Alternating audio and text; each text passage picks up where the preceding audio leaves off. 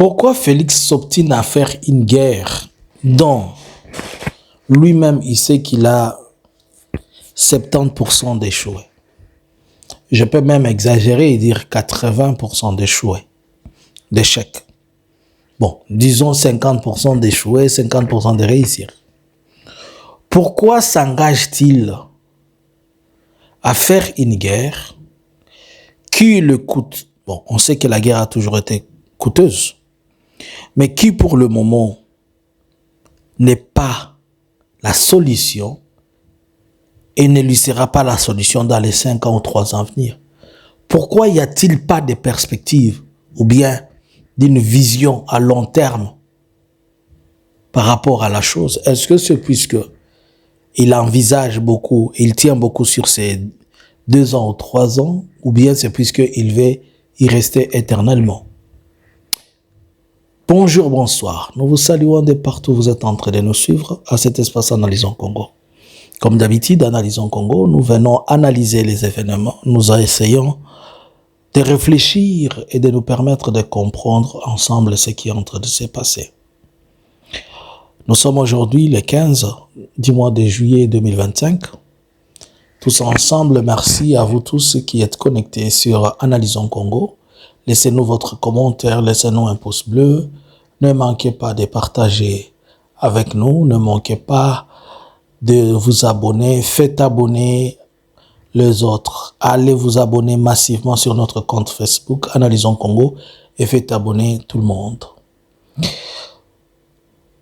Nous sommes en train de nous poser une question et cette question va être pour nous un sujet de réflexion. Pourquoi Félix veut amener le pays dans ce qu'il ne va pas réussir? Vous voyez cette vidéo là que je vous montre.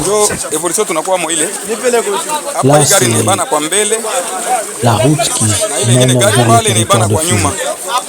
D'environ vers Baraka, c'est ça la route. Et là, vous voyez comment ce camion se noie, c'est ça la route. Montrer et rappeler à Yakutumba que c'est ça la route chez nous.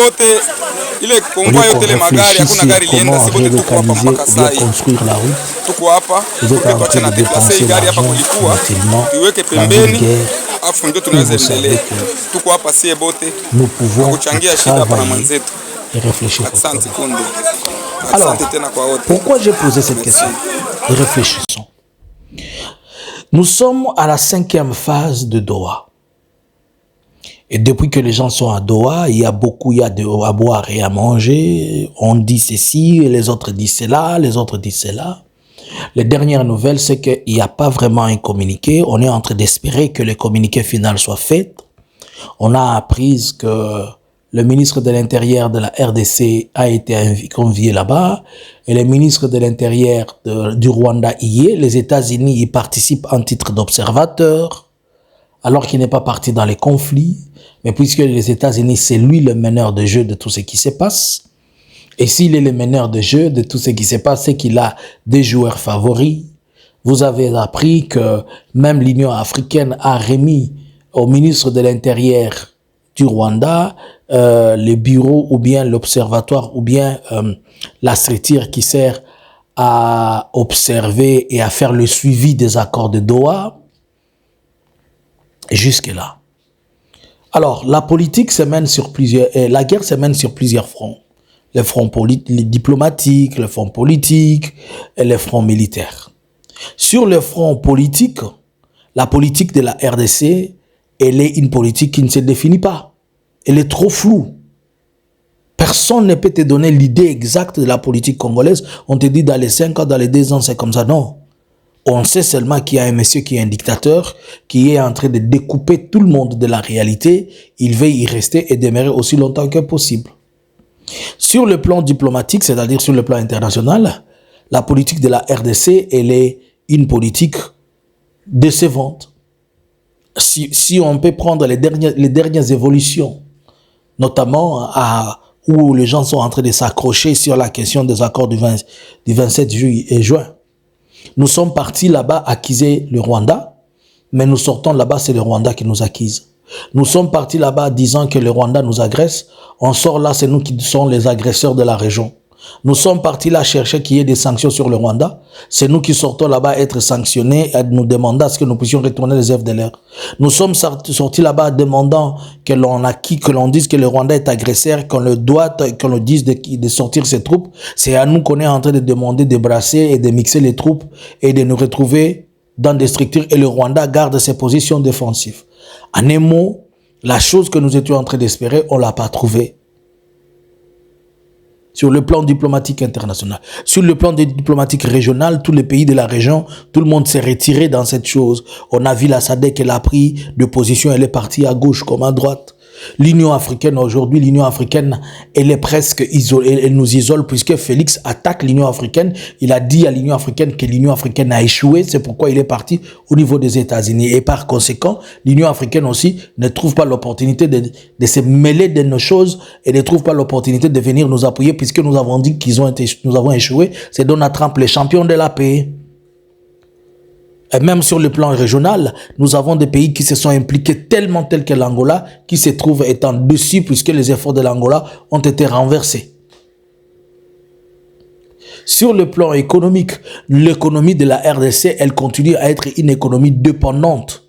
Elle continue à dépendre seulement des apports et des appuis extérieurs, puisque à l'interne, nous n'avons que mis un système de corruption qui ne se justifie pas. Lorsqu'on vous dit qu'un président est capable de détourner 2 milliards seulement pour lui, et les politiciens détournent 10 milliards chaque année, c'est un système qui ne se justifie pas. L'armée, la police, tous les services de renseignement, puisque la guerre n'est pas seulement ceux qui vont au front, c'est les renseignements, c'est ceci, c'est cela.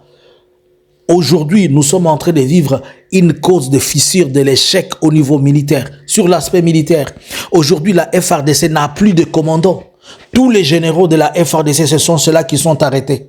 Ceux qui font la guerre, ils sont arrêtés. Ceux qui savent faire la guerre, ils sont soupçonnés d'être des espions. Tous ces généraux-là, on les arrête. Qui est-ce qu'on va prendre, on va amener à faire la guerre?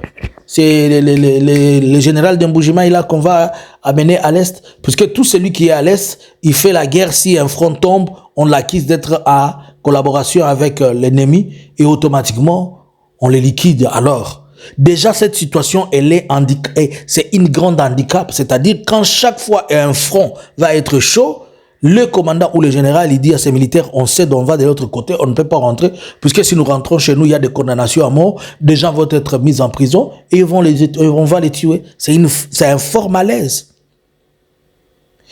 Tous ceux qui sont censés, tous ceux qui se retrouvent dans les commandements. Je viens d'apprendre qu'il y a un autre général qui était dans les Bas-Congo, qui hier, on a envoyé juste des jeeps. Ils sont arrivés, on a dit au général, on veut parler avec toi. Il entre, on le prend directement, on l'amène à Kinshasa. C'est comme ça. Bon. On vient de finir la formation militaire. On a envoyé des soldats, on est en train de continuer. On les a envoyés au front, à Ouvira. Déjà, les mercenaires, comme les mercenaires roumains, les mercenaires qui sont à Kalemi, ils sont logés dans des hôtels VIP. Les autres mercenaires qui sont à Walikale, ils ne sont que là pour Alpha Mining. Les mercenaires qui sont à Ouvira, eux aussi, ils sont bien logés. Mais les FARDC qu'on a déployés, pour votre information, chaque soir, ils ne font que tirer à l'air. J'ai des informations comme quoi, à cause Yabanana Kosagana Mandouki, à cause de jouer avec les armes et manipuler et tirer en l'air pour se démontrer qu'ils sont aussi suffisamment forts, il y a eu parmi eux deux qui se sont tirés dans les mains et dans l'air. Ils se sont tirés l'un à l'autre. Quelqu'un a perdu 3 doigts, l'autre a perdu la main. Et comme ça, on va les démobiliser, ils vont rentrer. Et d'ailleurs, c'est une stratégie pour certains militaires de la FARDC. Lorsque le front devient chaud, il se tire lui-même, soit dans la jambe, soit dans la main, pour qu'il soit démobilisé, qu'on l'amène, qu'il ne reste pas dans la guerre. Bon, aujourd'hui, la RDC a des alliés tels que le Burundi. Oui, mais le Burundi n'a pas cette grande connotation militaire et avec une réputation. Sa réputation, elle est à l'interne, mais elle n'a pas une réputation régionale, que ce sont des forces puissantes et combattantes. Alors, le gouvernement congolais se retrouve en face de gens qui sont rodés dans la guerre plus que lui. Mais pourquoi Félix veut-il faire la guerre et que tout ce tableau que je viens de vous montrer là démontre qu'il a l'échec de cette guerre? Qu'est-ce qui motive plus? Est-ce que c'est le désir de garder le pouvoir? Est-ce que c'est plus qu'il veut faire la guerre à Kagame? Est-ce que c'est pour nous faire récupérer des territoires où ils seraient en train de faire tuer les Congolais? Moi, je me pose des questions et je vous laisse à vous la réponse. Dites-moi dans les commentaires, selon vous, pourquoi Félix veut faire une guerre dont il sait qu'il est déjà en état d'échec, puisque tous les fronts ont démontré. Il a perdu sur tous les fronts et il est en train de partir de perte en perte, en perte, en perte. Est-ce que ce sont les équipements qu'il est en train d'acheter qui vont lui faire la guerre? Demain, quand nous allons vous dire que c'est lui qui finance, qui arme le M23 et le reste, vous allez dire que nous mentons? Alors que l'équipement qu'il est en train d'amener, d'une manière ou d'une autre, ces enfants-là, qui sont entrés, eux-mêmes entrés, parce que d'abord, comme ils bêta na masasi bango na bango, na loyengia kosaka na mbongo, bakomi kwiti, bakomi ko bêta bango na bango, ça démontre le manque de discipline et le manque de cette formation adéquate. Demain, ils vont jeter les armes, ils vont tout jeter. Bah, si bango va geler par bas la plastique, on va bêta motulisa, c'est koti, il y a moutou et des histoires comme ça. Pourquoi veut-il faire une guerre et il sait déjà qu'il est perdant?